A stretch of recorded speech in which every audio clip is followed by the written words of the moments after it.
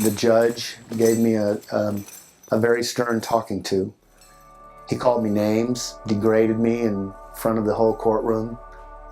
But he assured me that if I didn't make it, he said, you will come back in front of my bench and you will do every year that you're exposed to based on their plea agreement. Now get out of my courtroom. And I did.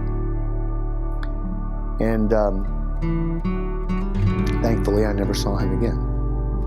Until, coincidentally, he showed up at a tree lot to buy a Christmas tree. I'd already done my 2 years. I was clean.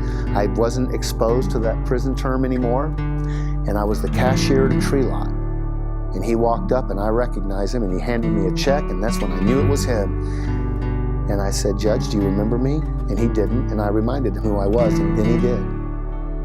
And I thanked him for the opportunity and told him that I'd fulfilled the obligation that he demanded that I fulfill, and that I decided to stay to help other people that were in as much trouble as I was. And he asked me to come outside, and I did, and he shook my hand and gave me a hug. And that's the last time I saw him. It was crazy. True story.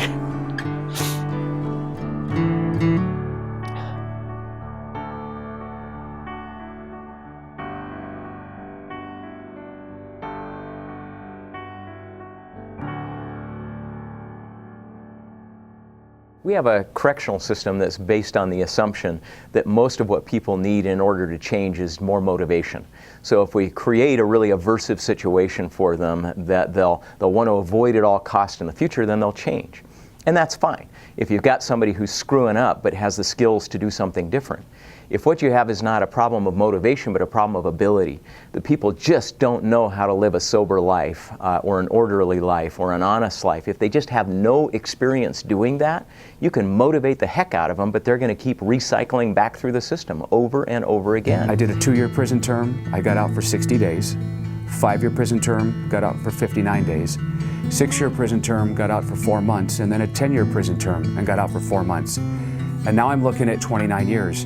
I probably wasn't going to come home. And that's what we have today, is a revolving door. And it's expensive and doesn't work. It's hideous to think that incarceration is going to solve these problems. There's nothing that changes in prison. The only thing that changes, and this doesn't even change, the drugs aren't even gone. All you're doing is taking somebody that has a flaw in their character and their ability to live a normal life, addiction, and then you're sending them in there and teaching them ways to support that addiction by committing other crimes. All you're doing is exacerbating the problem. Probably 80% go back.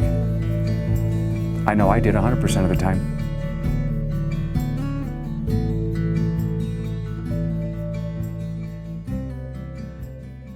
The long-term goal of the Other Side Academy is that every single person on the planet who is ready to change their life has the tools to do it. There really is no comparison. You're almost guaranteed of recidivism if you go to prison. I mean, I think it's, some people say it's 70 or 80%. It's almost the exact opposite of the figures that I just gave you for our success rate. Wanting to change, saying that is easy. But when those times arise, those tough times, and actually putting in the work and swallowing your pride and doing the things necessary to change, paints the horse a whole nother color. When you get strung out on heroin, it's just all consuming. You can't do anything. I mean, you just completely taken hostage by it. You wake up in the morning and you're got to just go and get your fix. I knew I was stuck. I knew I was in big trouble. I stole from everybody under the sun. I'd borrow money from the neighbors. I'd lie to whoever I could to continue to get high and fulfill my need. It was a horrible way to live, horrible way. When I was using cocaine, I would have nosebleeds from snorting so much, and all those kind of health implications, and I would try to quit. I would talk to myself in the mirror and swear I was going to quit, and I'd throw my dope away, and I'd break my paraphernalia, and I'd throw it in a trash can and go to sleep and be so proud of myself, and in the morning I'd get up and dig the stuff out of the trash again. The basic problem is not addiction. The real problem is disconnection. People don't know how to live in an ordered, high-integrity, honest life with other people. And it takes a long time to learn that if you've been a long time practicing something that's the opposite of it. And so the current thing doesn't work because it's too short. It doesn't work because it's not credible.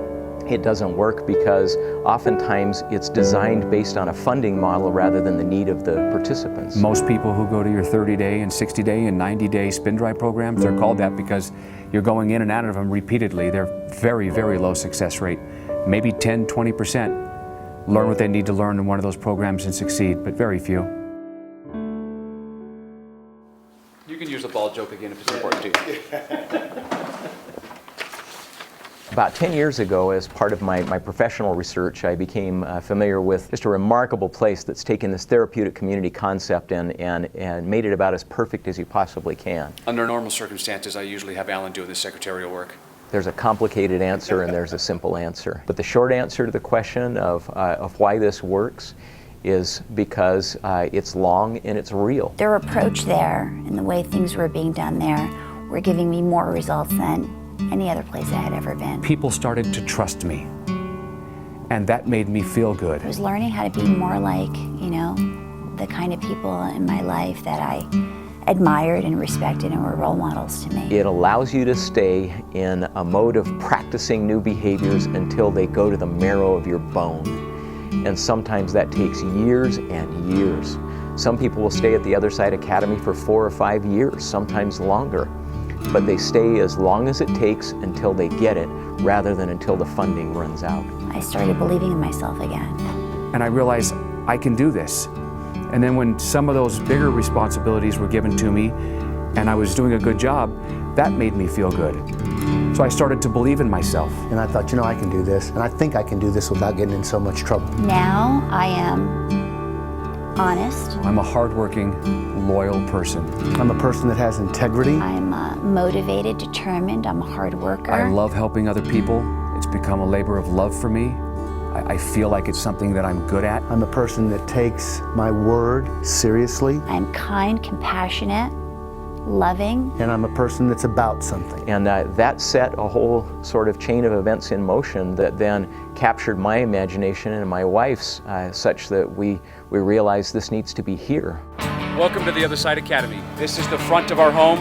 This is probably where a lot of the potential students or residents will come initially, but of course we'll ask them to go around to the other side. That'll be actually the entrance where the bench is at. Humbling, and it gives me goosebumps thinking about what we might be able to achieve. This is where we'll park all of our Other Side Academy vehicles as well as our own. We're getting proposals to get the roof done. We're going to get the entire roof repaired. If you were here last Saturday, this whole half of the tree covered this whole part of the parking lot. Got up into the tree, brought it all down, and about 8 hours later, we were all dead to the world, tired, and we still have some of the bigger rounds here we need to get picked up. This is basically the front of our home. So this room is called the parlor. We make this room our office space. The moving company would be based out of here. Finance would be based out of here. Our legal department would be based out of here. We just set up a desk in whatever way would work the best and have our offices here. This is what we call the freshman dorm. So this room is going to serve as our quorum. Right now we're just trying to get all these rooms ready. This one happens to be mine. And we're getting everything cleaned up, all the window seals, the little refrigerator, cleaning up in the bathroom, getting the floors clean, the walls clean, all of these walls clean, window seals clean, the windows clean, the carpet clean. Just get everything ready for people to move in. That's what we're doing now. Is this the final draft that we're going to be using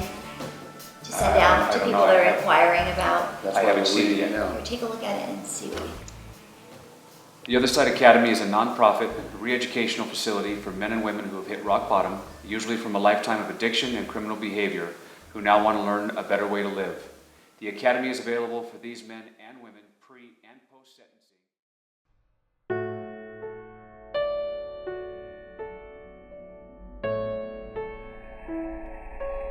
Of all the people that enter, I'd say 80, maybe 85% make it to 2 years. Of all those who make it to 2 years and graduate at 2 years, 60 or 70% go on to live productive lives. It's kind of like we know the cure for cancer, but are just keeping it a secret.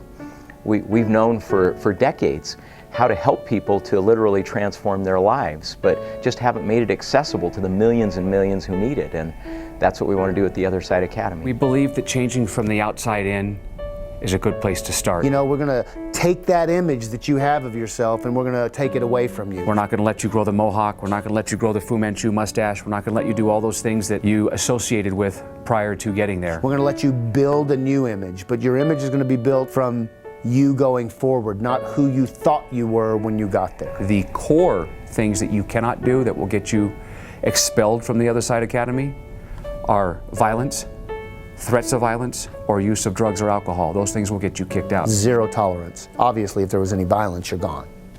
If there's any drug use or alcohol use, you're gone. Everything else we can help you with.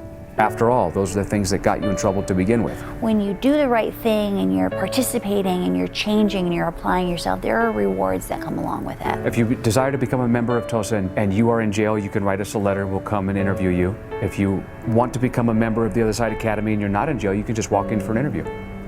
That's the first step. We want to see if the person is willing and is at a point in their life where they're really ready to do whatever it's going to take. Do you care about your family no matter how badly you've treated them? Do you care about yourself, or have you given up? What I'm looking for in the interview is a soul. It's amazing how many years I did in prison and it never taught me to tell the truth. Get to a place like the Other Side Academy where my peers hold me accountable and I can't get away with anything, and I learned everything I had forgotten. So the first business will be a moving company. That one's important because it's an opportunity for people with very little skill to start with to just work really hard and stay out of their heads, which is a dangerous place to be for the first few months. You know, if you're lazy, we're going to teach you to work. Doing the right thing over and over again. It's so subtle, but all those little subtle experiences, they build up and you just start to feel different. You may not graduate from the Other Side Academy and go get a job at a moving company or go to a restaurant and get a job as a culinary artist. You may go get a job someplace that you've always wanted to work prior to you destroying your life. So it's more important than the actual job skills you learned at the Other Side Academy. It's the fact that you learned how to learn. That you learned how to get up every day, go to work, have a good attitude, do as you're asked, go to bed and do it again the next day. So you can leave and go get a job anywhere you want and you'll be a success.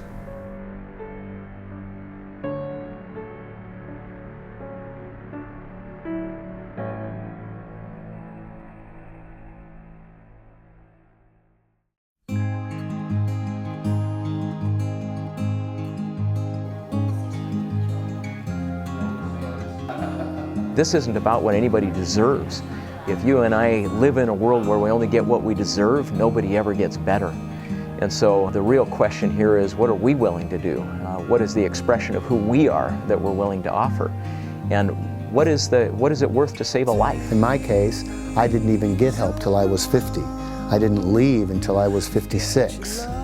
And so that's why I'm so motivated to be a part of the Other Side Academy and bring this type of therapeutic community and this ability to fix what I couldn't fix for 37 years to other people so they don't have to wind up 50 before they get help. I don't think there's anything else in the world more important than the work that we're about to do in taking people and helping them change their lives that were absolutely incapable of changing their own, to be able to provide them with someplace safe to go so that they could get the help they need, just like myself and the rest of my team. I mean, we're living proof that, you know, you can stop living the way that you're living and there's another way to life. It doesn't have to be the way it's been for so long. There is absolutely nothing sweeter than seeing somebody who was entirely lost become a wonderful contributing and productive member of society. And that will happen time and time and time again at the Other Side Academy. I don't know that there is a more worthy cause. GE builds electronics, Ford builds cars. The Other Side Academy rebuilds lives. Which one has more value?